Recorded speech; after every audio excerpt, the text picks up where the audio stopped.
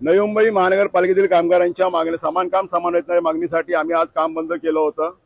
आज सकाळपासून सर्व सिस्टम ठप्प झालेली होती। 1 वाजता आम्हाला मान्य आयुक्तांनी चर्चेला बोलवलं।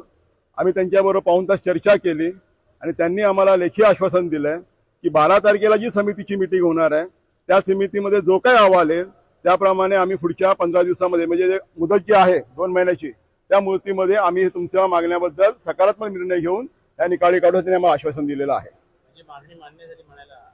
नाही असं म्हणता येणार, समितीचा जो अहवाल येईल त्या अहवालावरती आमचा पुढचा रूपरेषा ठरेल, पण समितीचा अहवाल आमच्यासाठी सकारात्मक असेल असं त्यांनी अप्रत्यक्षरित्या सांगितलेलं आहे।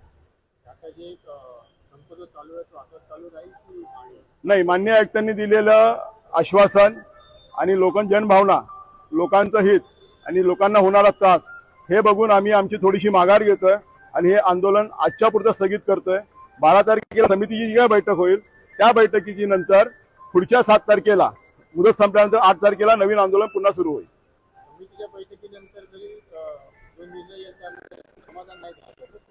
नाही, समाधान होण्याचा संबंध येत नाही। त्या 2 गोष्टी आहेत, एक तर वाढीव पगार मिळेल किंवा समितीने जो ठरवलेला कमी पगार आहे तो मिळेल, त्यापैकी जो काय पगार होतो मी घ्यायला तयार आहोत।